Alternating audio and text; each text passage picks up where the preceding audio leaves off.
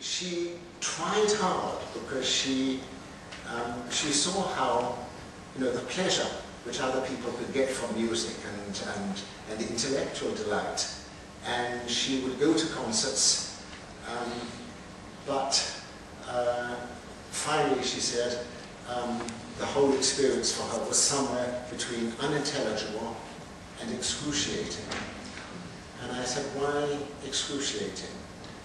And she said, if I wanted to know what music sounded like to her, I should go to the kitchen and throw the pots and pans on the floor. And that's what it sounded like. So I was very taken aback. She came from a very musical family, and this is something I think we will talk about. Her mother used to say, what have you got against music? And why can't you learn? Stupid or something.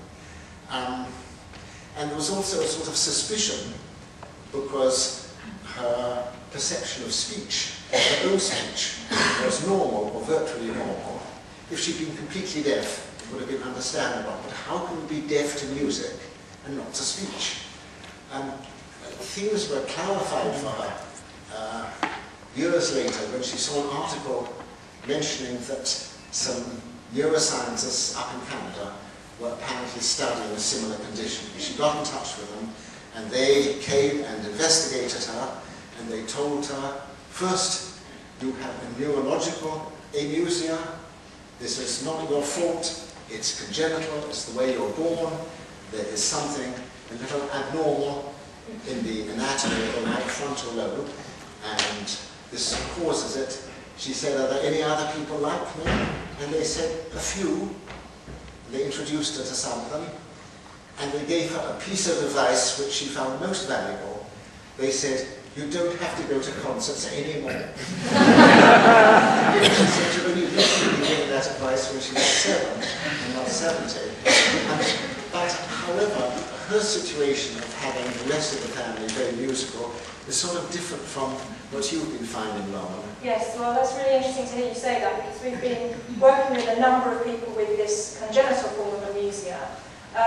But in particular we've been working with a very large family in Northern Ireland, and I'm really pleased that one of them is with us tonight. And the reason that this family is so fascinating to us is because they live in a part of the world where they're completely steeped in musical culture, and music is just a part of the way of life. There's sessions in the pub every Friday, and Irish dancing lessons, accordion lessons. So basically, and what's striking is that approximately half of this very large family have amusia.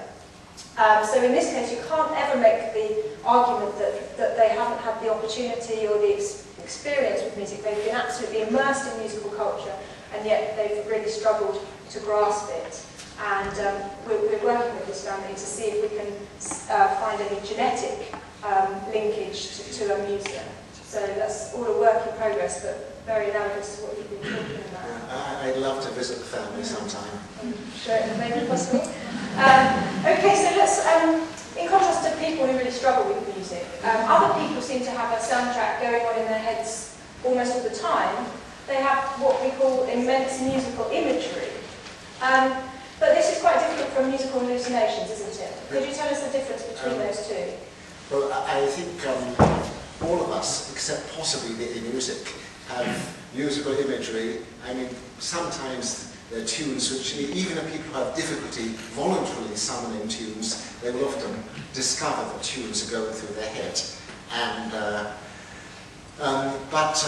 it's one thing to have imagery. Hallucination is quite different. And if you have people who have a musical hallucination are suddenly startled. They look around. They ask if other people have heard it. They look around for an external source, because a hallucination is indistinguishable from perception. You're convinced that there's a radio playing, or a record player, or a band outside, or something.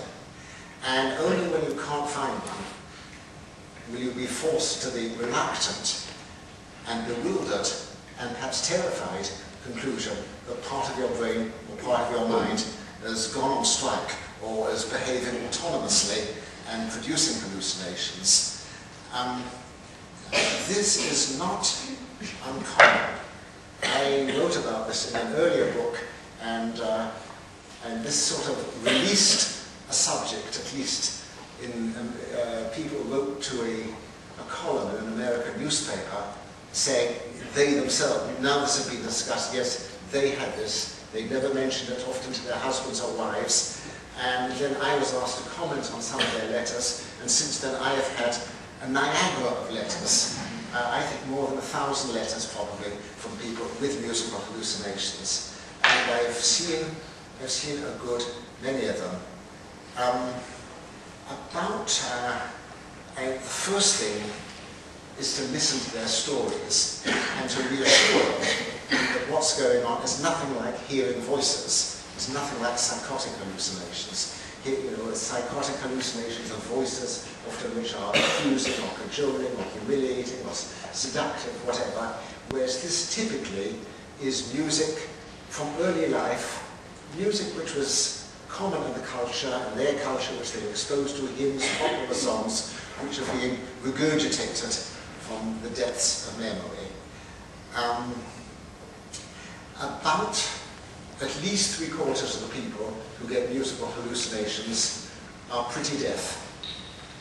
And sometimes the hallucinations come with a further critical loss of hearing. And it's almost as if when the auditory parts of the brain aren't getting the sort of input they need, then they start to create music of their own. They're exactly similar things with vision. And with various forms of visual impairment and blindness, at least 10% of people who have this have visual hallucinations.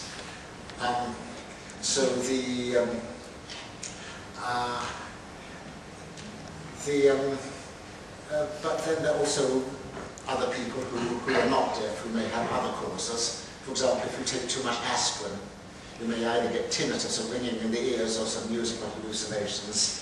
I think everyone, a lot of people, I think, may just have a glimpse, that may be the wrong word, that's rather visual, but even a glimpse of musical hallucination in that twilight state between sleep and wake. The hallucinations and dreams of all sorts can occur then. The hallucinations usually often don't correspond to adult tastes. There was one man I saw who complained bitterly that his hallucinations, he said, were tonal and corny. And I asked him why this feel of adjectives. He said his wife was an eminent composer of atonal music, and his own tastes were all for atonal composers.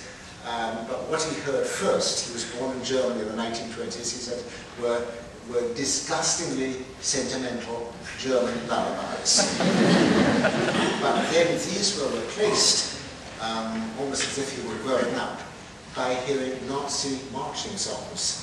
And for him, as a Jewish boy in Hamburg in the 1930s, sort of frightened of Hitler Jugend, he's brought back terrifying associations. And then in turn that disappeared, and he heard a lot of Tchaikovsky, which wasn't to his taste either.